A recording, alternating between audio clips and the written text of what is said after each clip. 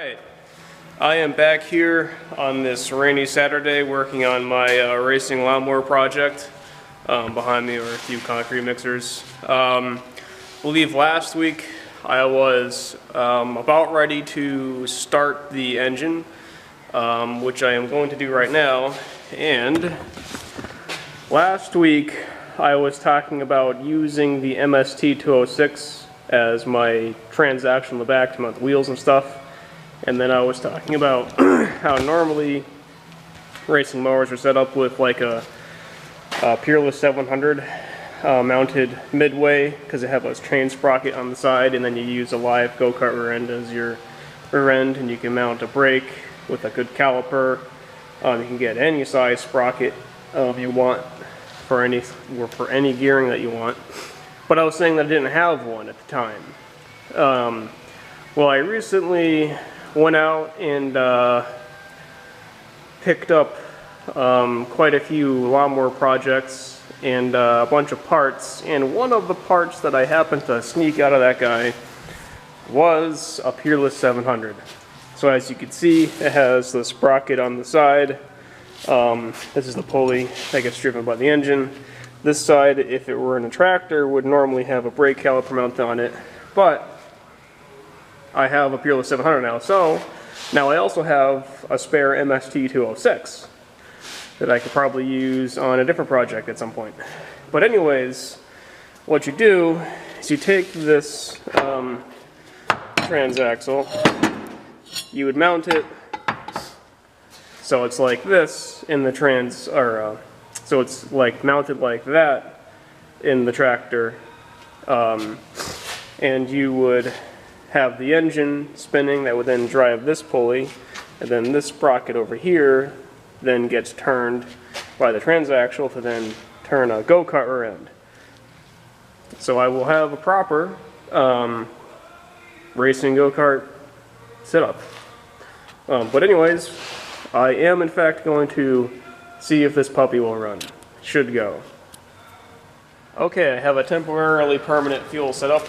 I have like a couple inches of fuel line there that I'm filling up with this thing that I can then stick on there if I wanted to. But I've been filling up the bowl with fuel, and I just hooked up the battery. I have the throttle all the way in the choke position, and I should have power, and hopefully it runs. If not, I'm going to have to dig a little bit further, I guess.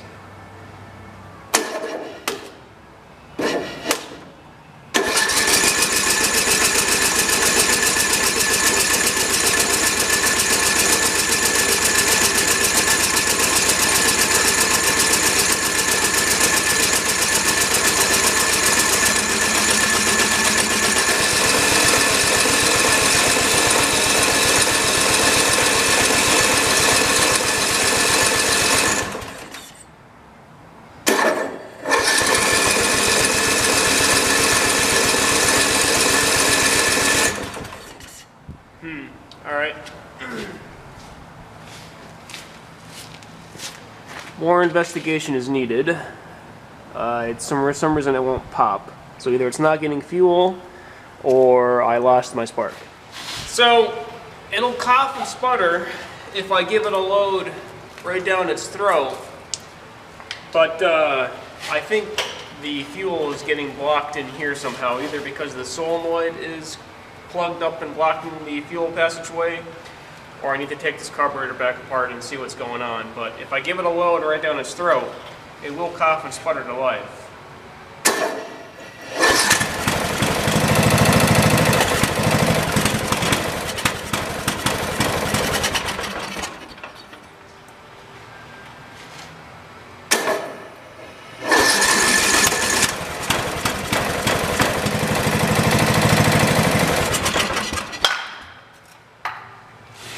So I'd say she's good. It doesn't sound like it has any rattling or anything like that, but for some reason the fuel's not making it from the bowl up into the throat of her.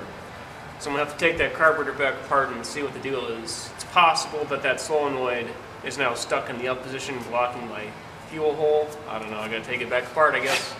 So I took the carburetor back apart, and nothing seemed to be plugged in here, or this plate, or anything like that. So I'm hoping it was just this solenoid plugging up the main jet hole. I'm gonna attempt to see if I can find a little screw that'll just plug up the hole in the bowl. Otherwise, I'll have to reuse this, either screwing it in there without the rubber plunger, or it's possible, I think, to grind the tip of this off and put that back in there. But I'm kind of trying to find a more permanent solution so I don't have to keep using that in there.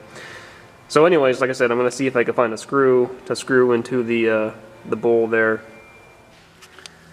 So I got my carburetor back together. Hopefully this plug that I make, or made I should say, works. I found some sort of hydraulic fitting that was small enough and had the right thread pitch to go into that bowl. I just had to slice the bottom of it off, and then I soldered it shut.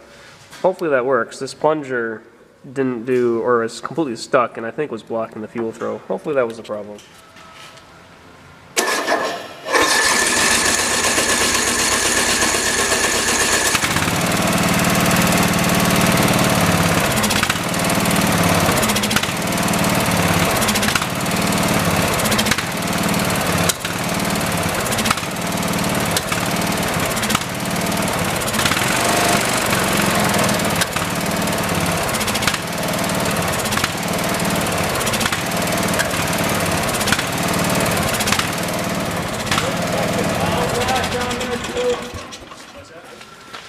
So as you can see, the engine does fire. I think that it seems like the carburetor is pretty far out of adjustment. There is a screw on the top there to adjust its richness and leanness.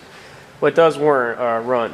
It was in fact that plunger that was plugging up my fuel inlet for the main jet. So I just, like I said, removed that, and there's a little screw in there that's plugging it up. So I can remove that wiring now as well.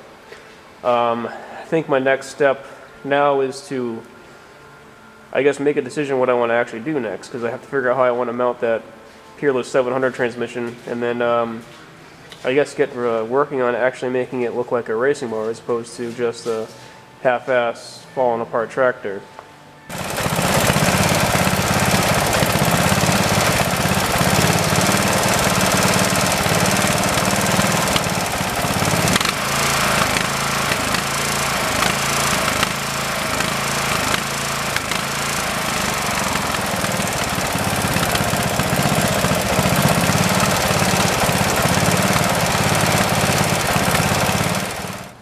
So it runs again. I ended up having to make a valve adjustment. So the valves, this is an overhead valve for engines, and the valves are under the cover.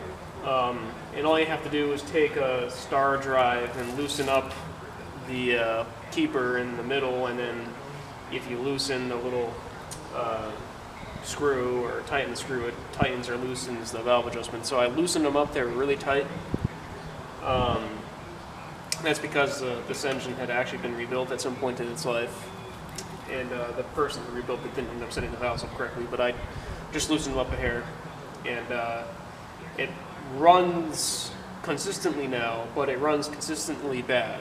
And I tried to make some adjustment to the idle screw over there to see if I get it to at least idle evenly, and it still doesn't really do that, so I might look into replacing the carburetor if it's cheap enough, or the plastic plate that was in there, if I could find it.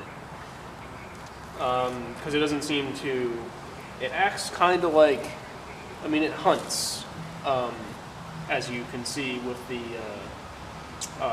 governor that's in there.